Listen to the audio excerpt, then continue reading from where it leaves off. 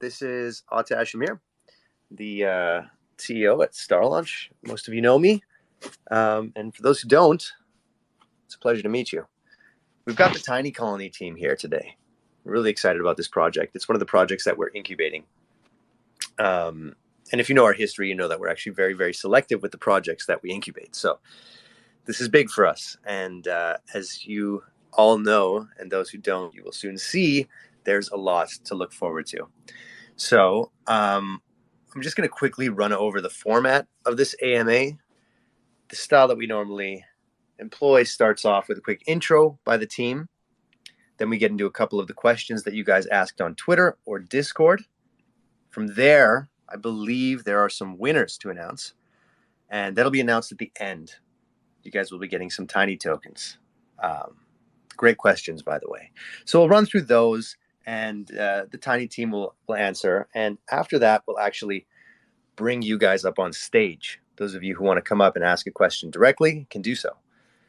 After that point, we'll announce the winners. And I think there's a nice sneak peek reveal of something at the end of this AMA. So make sure to stick around for that. All right. So why don't we just start with a quick intro from the tiny team. Arshia, we could start with you. Why don't you just tell us a little bit about your background and and then we'll move on. For sure. Hey, everybody. My name is Arshia. I'm the creator, writer, and CEO of Tiny Colony. Very nice to be here talking to everyone. I'm super stoked to introduce our team and our project to everyone. My background is in film and television. I've produced a feature film called Delinquent that's on Prime Video. I've also been a part of the producing team for dozens of TV shows shot here in Vancouver for Netflix, Paramount, History Channel. But we've been working on this project for quite some time. We've been writing this story, the backstory, the lore for about 3 years now, and we're super excited to just showcase this project to everyone and build a massive pixelated ecosystem on Solana. Topher? Yeah, hey, thanks, Arshia. Appreciate that. My name's Topher, CMO with Tiny Colony, and super stoked about the project and the team. My background working in marketing for some time now with the Card Starter team as well as other projects, including StarLaunch. And really excited to do this AMA today and talk about more Tiny Colony stuff. So, Zach, I'll go ahead and let you introduce yourself. Hi, I'm Zach. I'm one of the founders and creators with the artwork with Tiny Colony. A little bit of background. A lot of the work I do is illustrations, and doing Tiny Colony has really helped me do a lot of pixel art for this project. I'm super excited that everybody's here and everybody's listening, and we have so much to talk about and great questions. Josh? Yeah, hey guys. I'm Josh, the COO at StarLaunch, and I believe I've made myself relatively known to the community in past AMAs and stuff. So I, in the interest of keeping it about the Tiny Colony guys, which is why we're here today, I think we could probably hop right into it. What do you think? Make our way through some of these Twitter questions here. We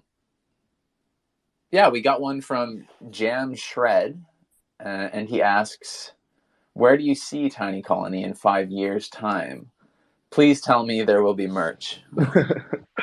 I can answer that one. So yeah, Tiny Colony is a pixelated ecosystem where we want to build various types of games and events and experiences.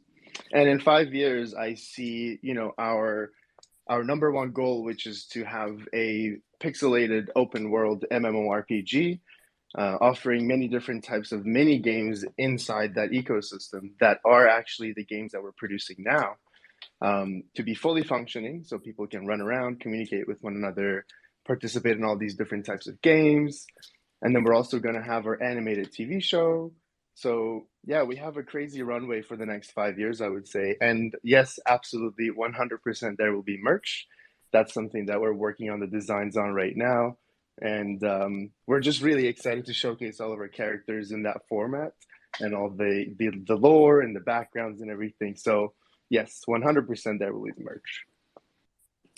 All right. I'm a size medium.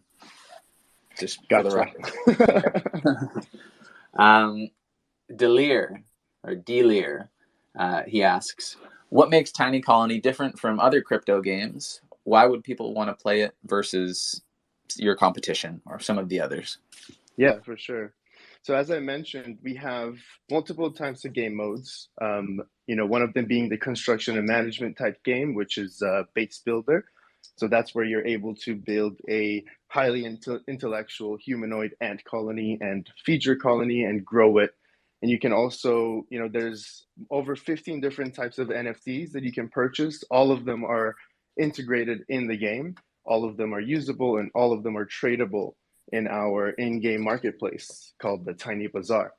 Other than that, what makes us different is that we have an animated TV series already in development, obviously the multiple game modes, and our long runway to want to make all these different game modes and the MMORPG and the animated TV show.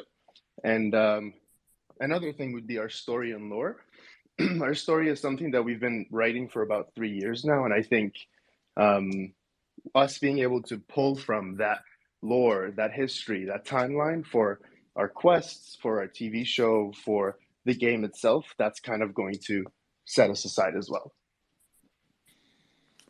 Well, that's kind of a lovely little segue here into the next question I've chosen, which is from Jones Du. They ask, a TV show is a great way to bring this project to a whole different level, reaching out of crypto and into the mainstream. Is it going to be appropriate for all audiences or only above certain ages? Is there any way we can help and support the development of it? Yeah, that's a great question because, right now there's a lot of there's always been hype about adult animated shows, but I feel like with our content, with what we're going to offer, we don't necessarily need to be, edgy to bring people in. I think our story and lore is strong enough. Our character design is strong enough to, attract our audience. And also, we want to make sure that families can enjoy this together. We want to make sure we set up future generations to accept blockchain gaming as a part of their household. And so I would say that, no, it will be appropriate for all audiences. And to help support, just be a part of the community, engage in the Discord, and just, chat with us, send us DMs, and just engage in general. That's it. I have a quick question for you, actually. So, I've been in the space a long time, and I'm going to say that a lot of projects before have stated things like they're going to do a TV show, they're going to have this animated series or a movie or whatever it might be. But those guys, I don't know that they've ever actually succeeded, or right. B, know what the hell they're doing. So you guys actually have a background in film, don't you? So do you actually want to explain as to why this is this is going to happen?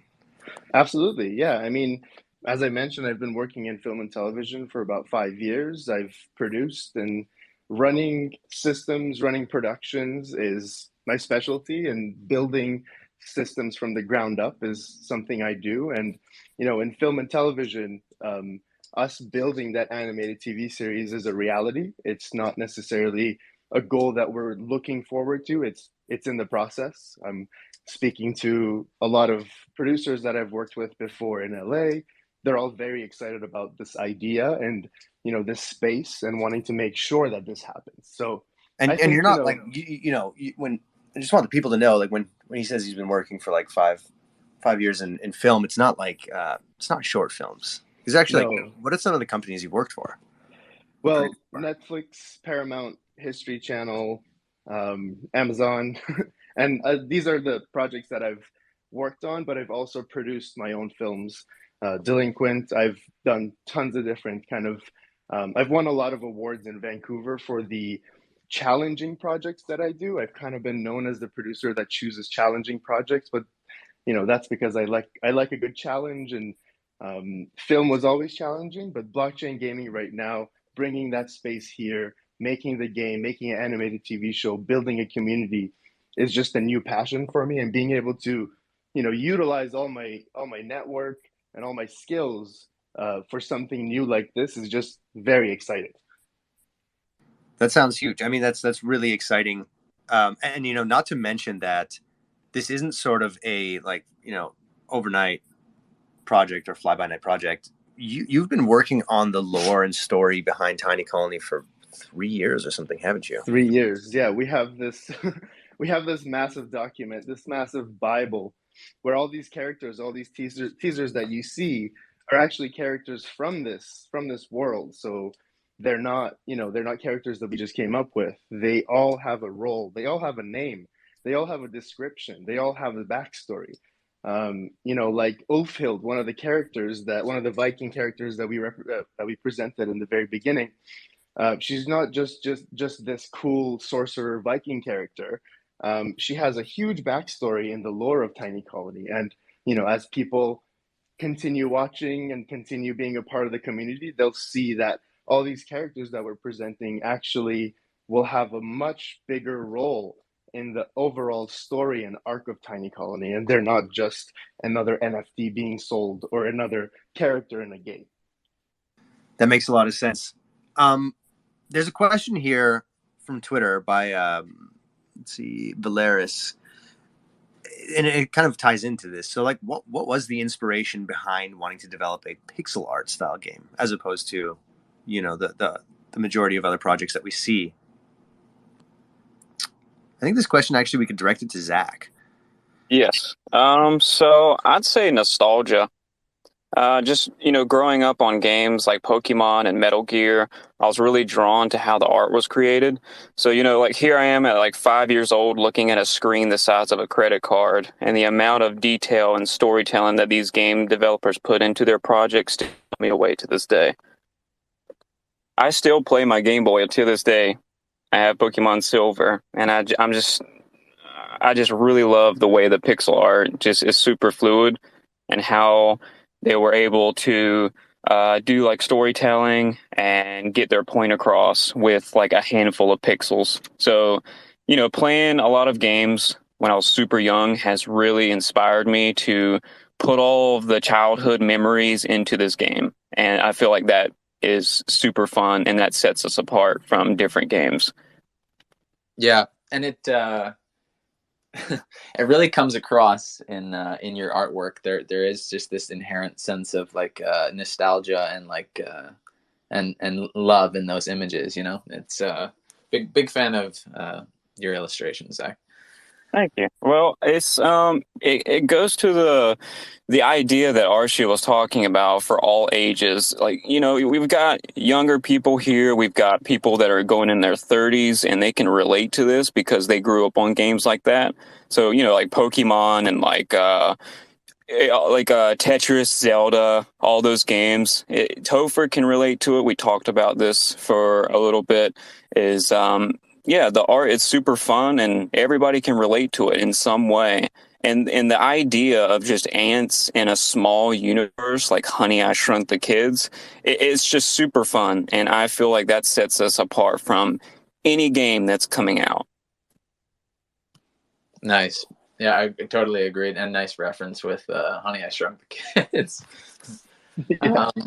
We got another question here from Michael Bowden. And he asks, what kind of marketing strategy do you have for Tiny Colony, and how do you intend on attracting a multitude of players to the game so that it offers a ROI for investors? Yeah, I could take that. Good question, by the way. With the things that Archie has explained with the game, the different game modes, and what really sets Tiny Colony apart. Not only is it this huge story, that with unique characters that intertwine into the story. But the game modes itself too, a user can go in and play the game and choose different game modes to play. That's really attractive compared to a lot of these other games where it's pretty much a point and shoot, or there's one objective in the game. So what we're building is something that users can come back to over and over and over again and experience those things within the game. But at the same time, there's value to the game where, there's the play to earn aspect to it. And that's really attractive as well. You come in, you play the game, you can earn cryptocurrency, you can bring value into your NFTs, you can trade those on the marketplace, which I think is really important. So with that, moving into marketing, you have to consider, you can have this great, amazing project, but we want a lot of people to be aware of it. So, doing a grassroots effort is big because we want to bring people in that are excited about the game, that are excited to play the game, and to share that. And developing marketing programs for that, working with an animation studio, which we can't name at this time, but working with a big animation studio that a lot of people would be familiar with, that have produced a lot of big titles, especially, with Arshia's connections, developing those commercials, those advertisements that look pretty slick and goes along with our story. That's one way to do it. And then having the animation TV series within the game, because we'll be offering an entertainment space so people can pay an admission and come and watch this TV series. But one thing that's really exciting about that is users' NFTs can be selected and actually presented in the animation series. So they could see their NFT that they've built up, their character that they've built up and that they're using to play in the game could be written into the series, and they could see that for everybody to watch. I mean, that's pretty cool in marketing itself. Not only that, but for your NFT, it could bring the value up on your NFT, which is important to realize. So as far as marketing goes, there's a lot of things that we're working on. We have partnerships with a couple guilds, and as well as reaching into other different markets, whether that be China, the Philippines, the US and things like that. So we're working on a lot of stuff and really excited about it. Excited to get the story out there more. Excited to give you guys more teasers and more visualizations on the game and stuff as we move along in development. So I hope that answers your question, Michael Bode. Yeah, that was really good. Thank you for that, Topher. In fact, it really helps me kind of segue right into this next question by Attila. So I'm actually going to direct this towards you again, Topher. The question is, how is ilogos able to help Tiny Colony grow? And what level of support or role are there people going to have in the Tiny Colony projects? And just for the people in here who don't know who ilogos is, it's a game development company with a lot of titles under their belt, things like Angry Birds 2, The Simpsons, etc. So I'll let you touch on this, Topher. Yeah, no, definitely. Thank you. Yeah, we're really excited to partner up with ilogos. They're a titan in the game industry, and they've produced some massive titles, and as a matter of fact, they have over 400 titles that they've helped produce or produced, and with over 1 billion downloads of their games. The partnerships that they have with Disney, Rovio, Ubisoft, EA Sports, so many of these big companies that produce a lot of really great games, ilogos works directly with them. So partnering with them is such amazing because they will bring this Tiny Colony to life. They will work with us on developing these game modes, which in themselves are not difficult to create. Which is great. So timeline wise and meeting those roadmaps, milestones is great. We're right on target for that. But ilogos, what they bring to us is a full team, a full development team, from conception to deliverance. So, which is amazing. So we're talking senior developers, art directors, writers, code writers, the whole 9 yards. The team of about 8 to 12 people that will be working directly with us to produce this game. So, again, partnering with them has been so amazing to be able to bring Tiny Colony to life.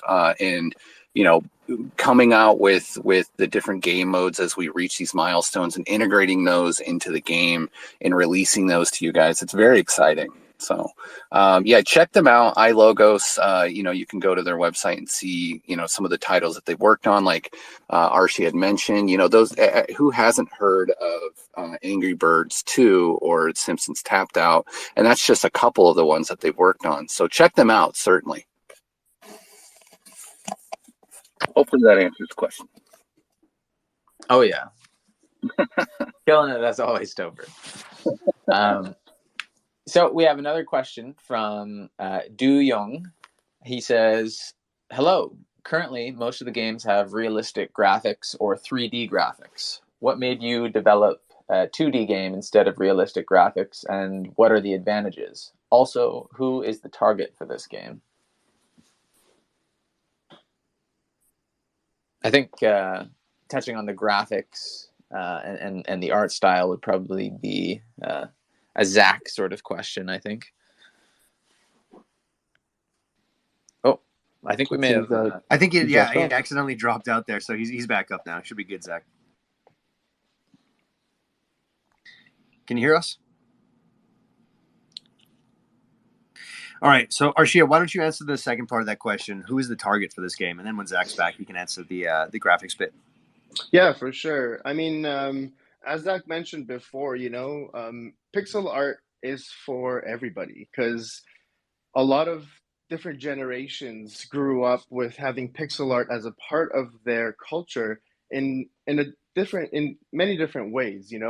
A lot of people were introduced to pixel art through Mario, Zelda, all those games, and now we have the new generation being introduced to pixel art, I guess, through different types of games and also NFTs. So I think pixel art is relatable. Pixel art is cute. It's, explosive at the same time. There's a lot of room for us to build on top of that platform. And, with the idea that we have, with the scale that we're going with, if we were to do anything other than pixel art, it wouldn't really go well with the idea. But mainly, I think we want to make sure that what we present, we're able to put in a format that's relatable, that is able to, we are able to market our explosive colors and explosive story through. So it's all about relatability, but it's also about how Zach was able to really master this pixel art format and really fit these characters within this world. So when Zach and I were working on the first iterations of the characters like 3 years ago, the first stuff that he sent me, I was just blown away. Like his his level of talent is just ridiculous, and him, acting as the art lead here is a dream come true for me, because I've always, I can't draw a stick man at all. So being able to talk to Zach and collaborate with him and have him form and build this world, this pixelated world, is just life-changing and also beautiful to see creatively as an artist. Thanks, man. Sorry I dropped call, dude. That was so weird. I had to wipe my tears away from my screen. That was really heartwarming. So to answer the question, I feel like pixel art is just a style that everyone can relate to. It has, a good place in modern games, but cutting edge games don't always need to depend on realistic 3D graphics or physics to do something new and interesting.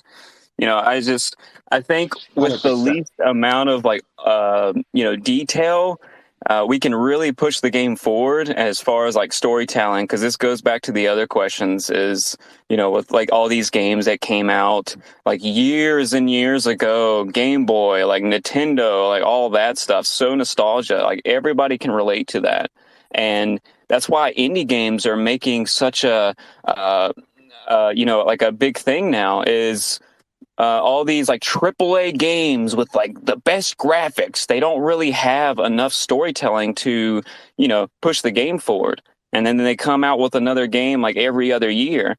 And I feel working on this project with Arshia has really developed my style to fit what he tells me. Arshia, do you want to talk about our backstory and let people know? Yeah, for sure. So Zach and I have known each other for 13 years. Him and I used to be little children playing Xbox Live together, playing Call of Duty 4 online Of together, and course. yeah, and over time, we found out that not only we're great gamers together, but we're also great, amazing, incredible collaborators. Him and I have had 7, 8 hour sessions on Discord where we're designing characters, talking about story. And this is like a 13-year friendship that we're building, and now we're here kind of presenting the fruition of all these years of work, of all these years of ideas being bounced around, and us presenting Tiny Colony as something that formed from our hearts. Zach and I Zach and I have never met in person, but it feels like he's like my brother. I feel like I've known him for I've known him for 13 years, but I feel like I know him personally so well. And one thing that we're super excited for is to actually meet each other in person after all this. But I see him every day right now for 7, 8 hours when we're designing characters. So yeah, it's just super nice to be able to be here and present this project to everybody, after so many years of friendship, so many years of building. Yeah, I'm super excited. I can't tell if I'm gonna hug you or punch you, but Yeah, yeah, this me is a neither.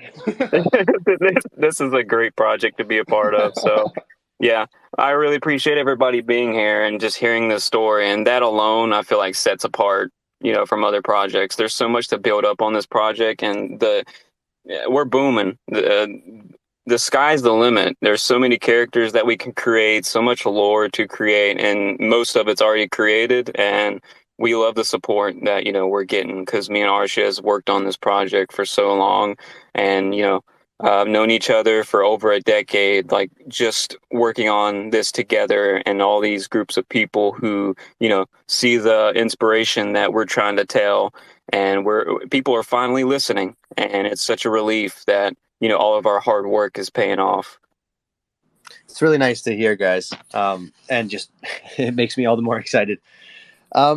Here's what we're going to do. We've got 2 more questions, and then we're going to run into the audience questions. We're going to let you guys come up on stage and ask your questions directly.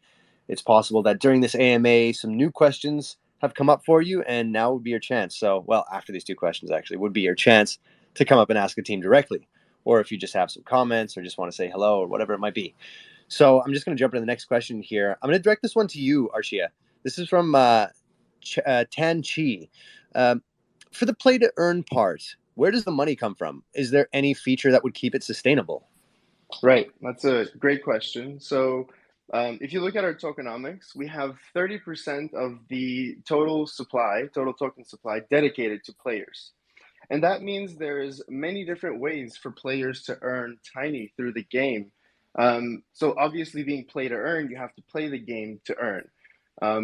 In game, we have this base building, construction, and management simulation type game where you're building a advanced, highly intellectual humanoid ant colony underground. And the more of an effective and efficient and sustainable colony that you build, the more you're rewarded. So the more you go down, the more you dig, the more possibility of you coming across NFTs that you can sell in our in-game marketplace called the Tiny Bazaar. And this is not just the only way. There's so many different ways that we have implemented into this game for players to be rewarded, because obviously that's what this space is about. It's not just like any other game. We want our community to feel rewarded, and obviously to continue playing the game and just really enjoy the gameplay, but most importantly, be able to make money from it. And that is our number one focus out of, story, the game production, the TV show production, the art style. The players are number one. The players are the most important. And that is very crucial for us to make sure that we implement mechanics into the game where it allows people to make money. So, being a play to earn part, as you can see, we gave 30% of the total supply just for the players. Not to, I have to mention that there's also percentages for rewards, for marketing, which is all directly correlated with our players. Right, that makes a lot of sense. Very cool. You know what is actually similar to similar to this next question as well. This is from #BLM. Does this project intend to incentivize long-term holders, both landowners and token holders? Tiny, that's the currency, looks to me as a project to be part of from the start. So that's, is there something to do with users getting in early as compared to users that are coming in later? I don't know if that's exactly what this question was, what was there they were asking in terms of like time incentive, but maybe Topher, could you touch on that? Yeah. No, I mean, it's a good question. I think, the basis of the question is, what do long-term holders, or what do people look forward to participating in Tiny Colony and things like that? And one thing that, we have a land sale coming up, Q1, where people will have the option to own land NFTs. And that's an important aspect of the game as well, because we want people to feel like they own a part of Tinyverse or Tiny Colony.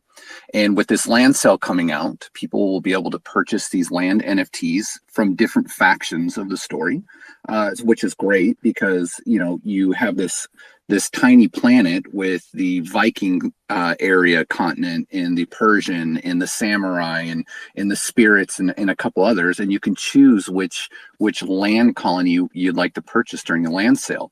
And that makes one think, okay, what do I do with this land NFT? Well, it gives you some certain abilities and certain rights. So people who own land NFTs will be privy to rewards and reward pools and governance as well. So as new proposals and protocols come out, people who own these land NFTs will be able to vote on that, which is great because we want community involvement.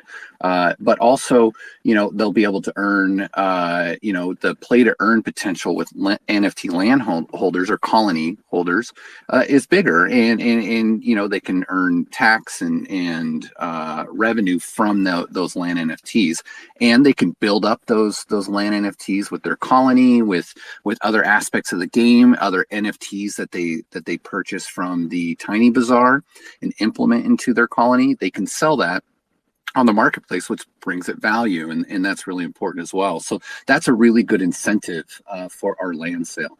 And also, as far as the Tiny token that will be used in the Tiny Bazaar to purchase these NFTs and utilize them into the game. And with all the NFTs and different categories that we have, whether you want to purchase NFTs for weapons or base defense or character abilities and implement those into your NFT and build up your NFT to be able to participate in these different game modes, really brings value to that NFT as well that can be sold and traded in the marketplace. So there is a lot of incentive for Tiny, a lot of incentive for the NFT land. But, to kind of veer off just a little bit, I want to talk a little bit more about the game modes. I'd love for Arshia to talk a little bit more about, if somebody comes into the game, and again, you don't have to purchase an NFT to be able to play the game. There's the free to play once it comes out. There's free to play where you can come in, you can play the game, you can do the basic colony builder and experience the game. But to really get a lot out of the game, we would recommend purchasing the NFT from our marketplace, integrate that into the game, and use that character for quests to go out and battle and all these other things to really experience these different game modes and really advance your play to earn abilities. But I'd love for Arshia, if we have time real quick, to kind of go through a couple of those different game modes to explain it a little bit more. Yeah, absolutely. And, thank you for that, Topher. One thing that is very important to mention is the implementation of choice in this game. It's not just one game that you can come into, play one game mode, have one type of NFT characters with one series of decisions or choices that you can make. This game, with all the different game modes, with the animated TV show, with over 15 different types of NFTs, and with different types of quests that you can choose or choose not to participate in, we really wanted our players to have control over their colony, over their base. This whole format of blockchain gaming is about control. It's about decentralization. It's about people having access to what they own. And that is the number one rule that we are, applying to the Tinyverse is choice. Now, to answer your question, Topher, going into the game modes, obviously the construction and management base builder is our number one game mode where people will be able to claim their spot in the Tinyverse and really build out their colony. And then there's going to be other game modes like Gladiator Arena, which is a 1v1 PvP character battle. So players that own legendary or mythical characters can participate in these as gladiators. Anyone who owns characters that are less than legendary can participate as viewers and spectators and bet on their favorite gladiator. We also have Battle Arena, which is going to be PvP and PvE. So two players start on either end of the map with 5 of their NFTs in a turn-based game with an objective in the middle. So whoever is able to achieve that objective first and get back and extract their squad wins loot and NFTs that they can sell in the marketplace. Then we have Tiny Wars, which allows players to build alliances with one another and go head-to-head with another alliance in a tournament-based system. We have Tiny Slots, we have Tiny Theater, we have Tiny Games. We just, there's with the model, with the foundation that we're setting, we are going to be able to implement so many different types of mini games in here.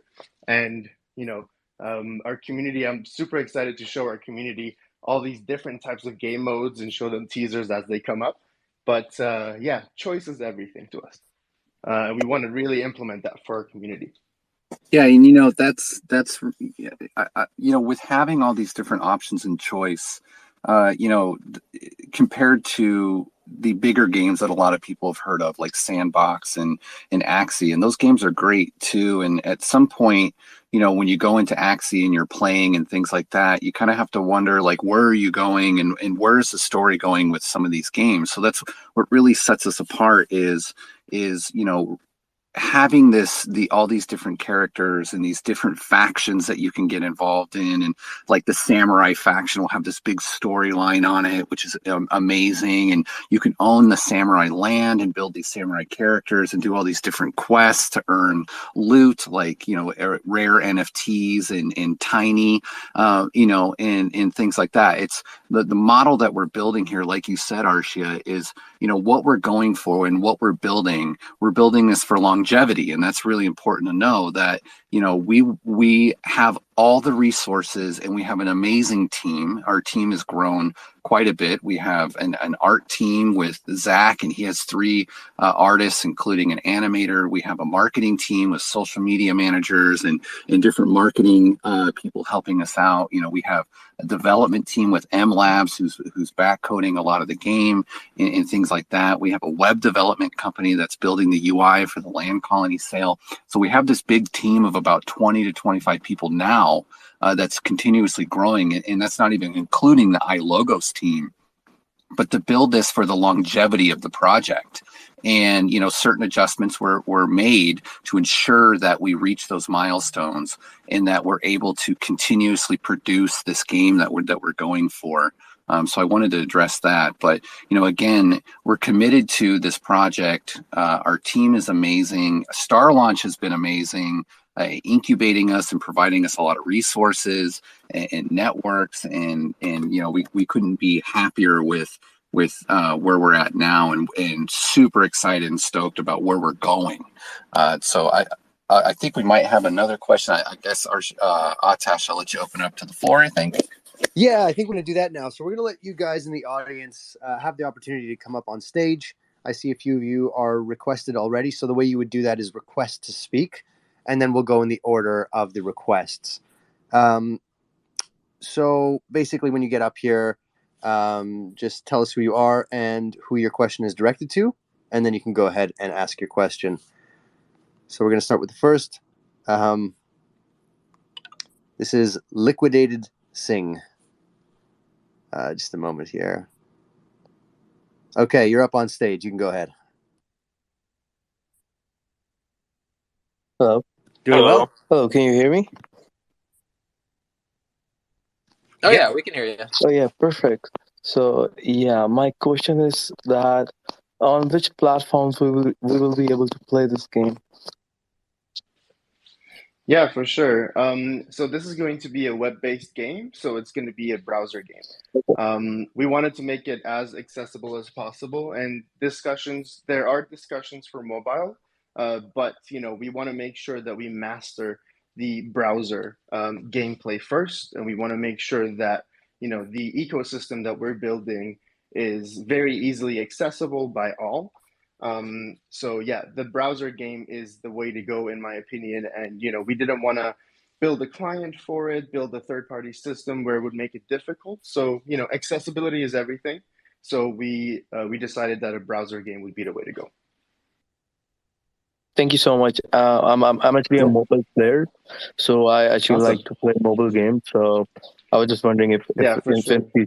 if in future you guys launch it on mobile, and I would just love to play it. Absolutely. No, and thank you for your question. But yeah, that is definitely not out of the question. But wanting to make sure that we optimize it for web is priority, and then moving on to different platforms is definitely an option because of the openness of the system we're building. But yeah, thank you for coming up here and great question. Thank you. Thank you.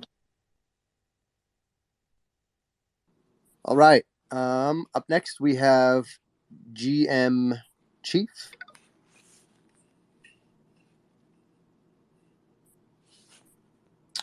All right. Sorry, that was Chef. Chef, you're up on stage. You can go ahead. Hello guys. I don't really have as many questions as I do just some notes.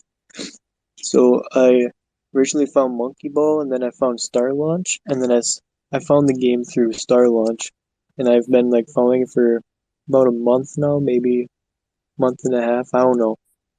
But right away the art of the project like drew me in, and this like pixel art like you guys are talking about, there's so much scalability with it. And with all these games being dropped in the metaverse right now and all this hype going around, this is the one that like really like grounded me to like the game. I really like this game. Or I don't it's not a game yet, but the lore of it is good. Like a lot of these games don't have lore, and you guys are really building a strong foundation. And that's like really good to see. I'm really excited to be a part of this project. You guys are doing great work. Thanks, man. That means a lot to us. Our community members recognizing how we're trying to, give the people what they want and be true to ourselves at the same time. We're storytellers. We're artists. We build systems, and that's what we want to stay true to. So we really appreciate you coming up and recognizing that. And we haven't even scratched the surface yet. There's so much more to come. This is once the idea is over, we have so many different partnership announcements and teasers coming out that's just gonna keep us engaged. And I appreciate you touching on the lore, and just know that we haven't even presented the the main lore, the whole system, the storytelling aspect of it. We've just been doing snippets here and there. So it's there's a lot coming. And at the we have a surprise for everybody at the end of this AMA that I'll wait till the end. But yeah, thank you for coming up, man, and thank you so much for your notes. Really appreciate it. Yes, of course. Could I actually ask one question before I hop off? Of course, go ahead. So, I'm I'm going to college right now for like game development and computer design, and I'm trying to figure out how to like get started in creating a project similar to your guys's, or just to be a part of creating a project. So, like, where did you guys start? Or do you have any advice for like where to get going in this space? Right. Well, I think the most important thing is knowing exactly what you're building and what you're passionate about, because you want to make sure that the system that you're building, what you're coding, what you're designing, is something that you're going to enjoy in the long run. So whatever that creative output is, you want to make sure that you'll be okay with spending at least 5 years of your life working on if you're serious about it. So I think starting with developing that story, developing that first MVP of the idea that you want to make is crucial, and then bringing on board people that have the same mindset. I wouldn't have been able to do any of this without the team, without StarLaunch, without Zach, without Topher. Networking and engaging in different types of communities, sending messages, and we have a channel on Discord called Dev Talk, and that's for people to discuss their ideas. So putting your idea out there, but making sure that it's an idea that you're willing to present, that you're willing to be involved with for quite some time. This is a Tiny Colony is an idea, is an IP that we've been working on for a long time, and none of us have any problems with dedicating the next 5-10 years of our lives to it because we believe in it. So passion, I think, would be the first thing, and the source of creativity, why you're building what you're building, is very important. All right, we've got Guy NFT on stage. You can go ahead.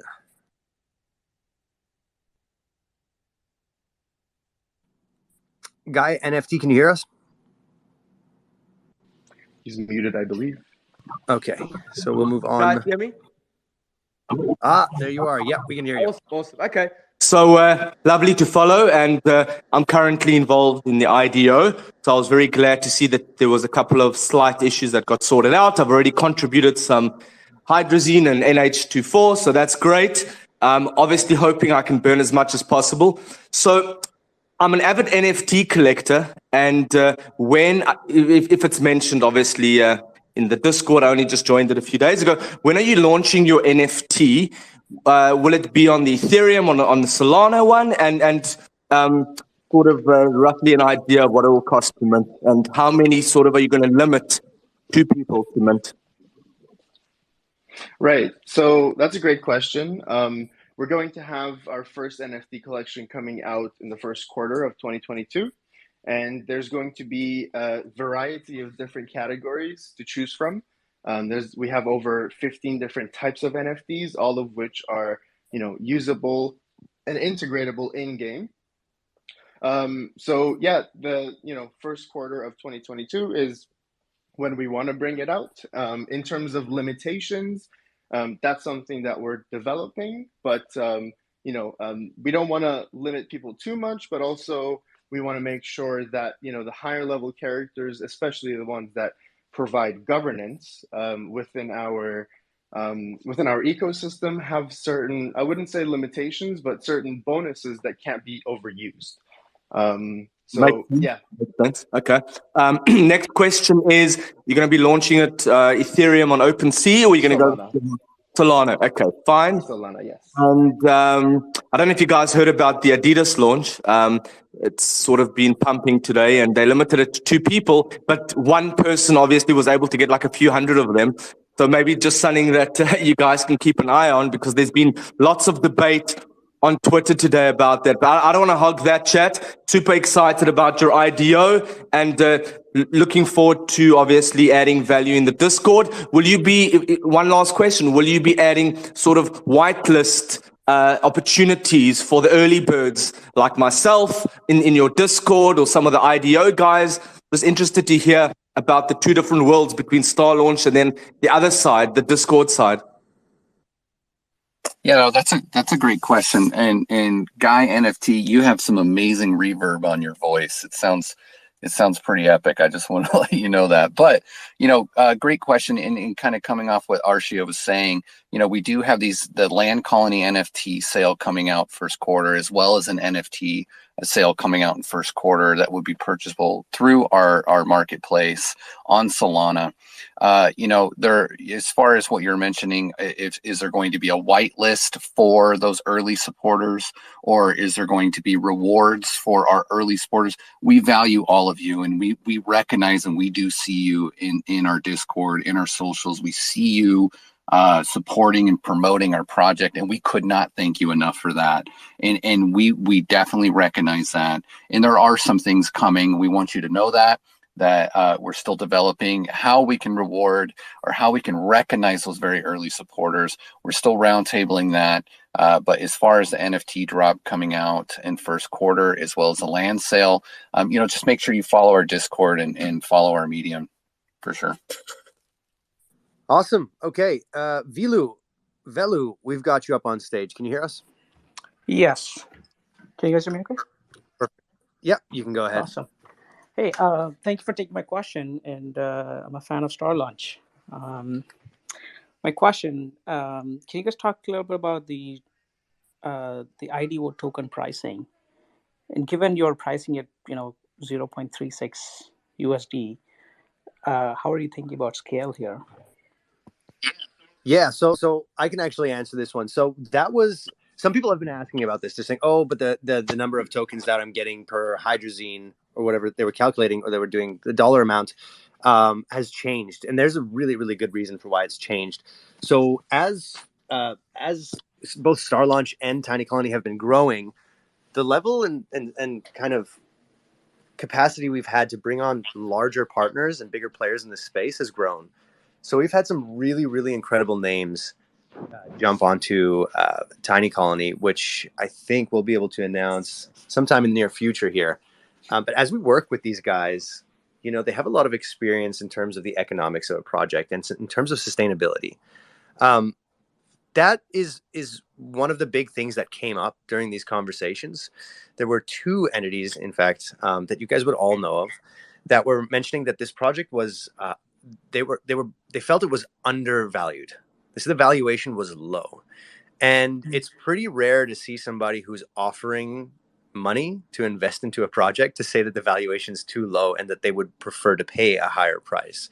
So we went and took another look at this to kind of examine what they could be talking about, and we realized what it was. It was the percentage of tokens that are going out as compared to, and then what valuation that puts the project at in such an early stage. So the reality is, by doing this, we've reduced that. We've cut it in half or so, I think. And that's for the private guys as well, right? So everybody's been affected the same. So it's not really, there's this idea of, oh, we've lost something. That's actually completely untrue. It's really a ratio that has been applied to everybody all across the board. And what that's done is put us at a sort of evaluation that's reasonable for a game that hasn't launched yet. And what this is really going to do is reduce the amount of tokens in circulation so early on, which means that any of you guys who are in the IDO, any of you who are looking to jump in on launch day, aren't going to get screwed in the long term. You're not going to have a bunch of tokens that are just flying around. You're not going to have private sale guys and these value add investors that are just like hoarding tokens and ready to just dump them on the market. So the reality is, what we've done is created or enabled or allowed for fairness. And that's going to be, that's to be seen. So really what I encourage everyone to do when they're questioning this or looking at this is to understand that it's actually not a mathematical problem. Because if you take a mathematics approach, you would say, oh, wow, my hydrazine would have gotten me this many tokens. Now it's only getting me this many tokens, right? But that's a very limited view. The perspective you should take is that it's an economics issue. Actually, it's a fundamental issue to the longevity of the project and the value of the project as a whole. And then keeping in mind another kind of another fundamental aspect, which is, when does the game come out? What happens between now and the game coming out? So all of this was really taken into consideration, and that's why those changes were made. Just want to be really clear on that. There is no immediate benefit to anybody on the team or anything like that. It actually would be quite the opposite. So yeah, I hope that answers your question. No, I think, I'm less worried about as an investor. I'm more worried about not worried, like really I'm thinking loud about how this token is going to be a utility in the game, and if you price it up, how that's going to scale for, bringing in diverse people. I see. So you're more worried about the price of the token itself and having user bases that are, let's say out of countries that perhaps will be priced out. Is that the concern? That's right. Yep. Yeah, it totally depends. At the end of the day, you have to remember that StarLaunch does this a really good job of this by not adding lower limitations. We don't want to price anybody out. And you see a lot of people in the chats talking about this. They're happy with a $5 allocation. And to some people that may be extremely low. It might not be worth their time, etc. On Ethereum, we know that's definitely not possible when you're paying hundreds of dollars per transaction.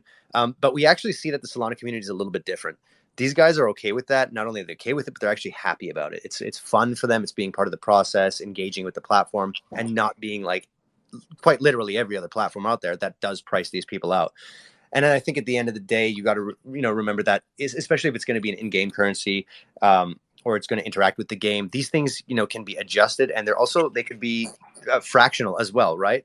So sometimes there's that kind of illusion of, oh, I don't have a whole token, when in reality, you can bring this down how many more fractions and how many more digits. And then the application of that, of course, is going to be considered the same way we do at StarLaunch, and we want to allow anybody to get in, anybody to use small amounts of tokens if that's what they want to use. But also, I think it's important that we keep that consideration for those folks with more money as well, that want to have a larger stake in the game and they want to really be involved. And that's what's really going to push volume, what's really going to push engagement, etc. So I think that's kind of what the Tiny team has been working on for a while, is the in-game economics and really making sure that it's equitable. But at the same time, there is a factor of, I wouldn't say exclusivity, but what I would put it as, the entire spectrum will have a space. So that's really the idea there. Does that help? Awesome. Thank you. Yeah, thank you for that question. Great question. Okay, next up we have Professor. And then we're just going to run through maybe 2 more after this. Then we're going to announce the winners, and then I will let the Tiny team reveal their announcement.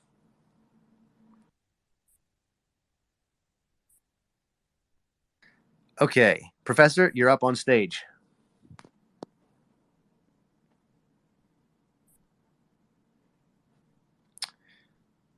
Okay, maybe we'll just give him a moment. Tim, I'm going to go ahead and bring you up on stage.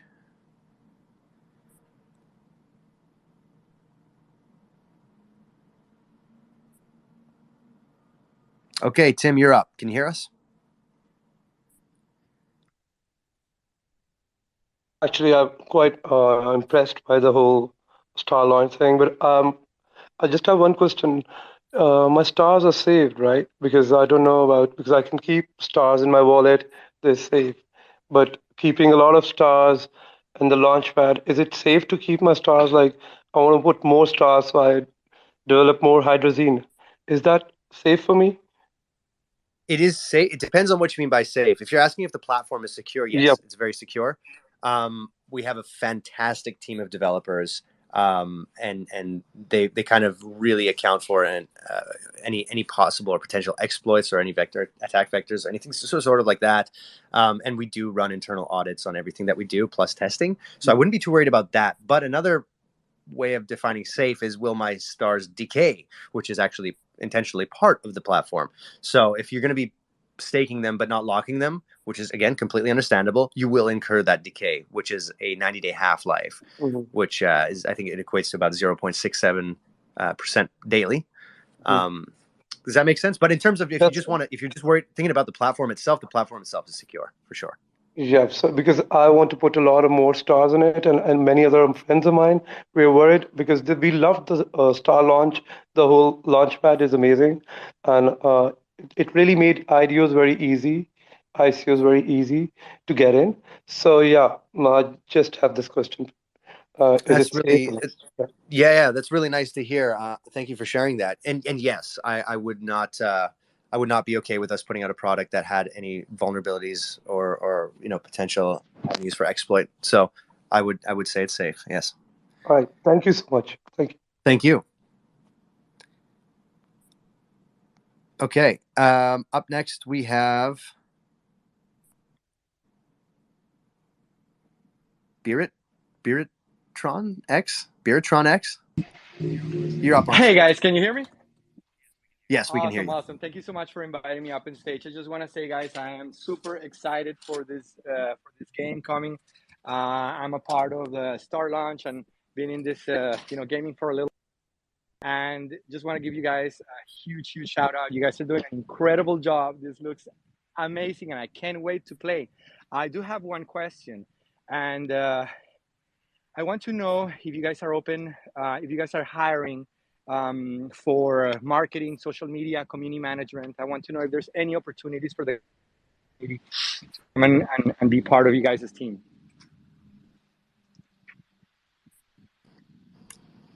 Topher? Yeah, definitely. Yeah, no, thank you so much for the kind words and the encouragement, for sure. You know, what I would suggest is, make sure you're active in Discord and hit us up in Discord and talk about what are some of those things that you're looking for, and see if they match up with what we're looking for. We're always building our team and resources and things like that. So just why don't you hit us up in Discord, and then maybe we can open that discussion for sure. And again, thank you so much for the kind words. It really does mean a lot. Will do. Thank you so much, and keep up the good work. You guys doing amazing. Yeah, thank you. Awesome. Okay, we're going to take one more question before we move on, and that's going to be from MetaJitsu. Yeah, thanks for taking my question. And I might have missed this earlier on because I joined a little bit late. But on the StarLaunch, I had staked stars for hydrogen for the monkey ball, and then had my KYC not approved. So I missed that. Is that pertain to this tiny colony as well, or am I able to participate in this one? How is that going forward? So, yeah, okay, so that's a good question. Basically, the way that this works is before any IDO, we take an updated list of KYCs.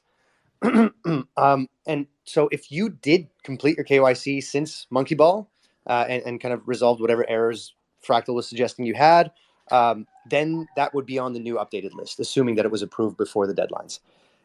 Has that happened? I received an email like 2 days after I did it, and it was before the Monkey Ball IDO, but it just said it had not been.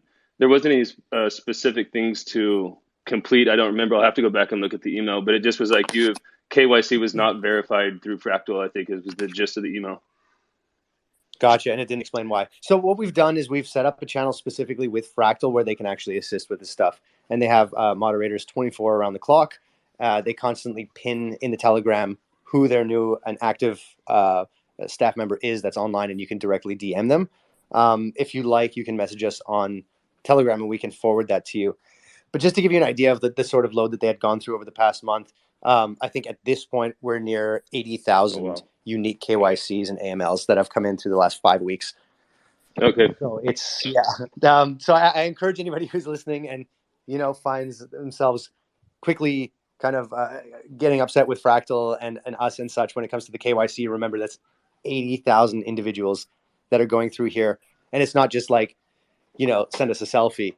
There's this whole process to it, as you guys all know too. So bear with us as we move through this. But so I don't necessarily assume that I was denied because I don't qualify because of my geographic region. It could just be because it overloaded the system, and I should go ahead and try to either re-verify KYC or try to fix whatever problems and hopes that it approves it for future ICOs.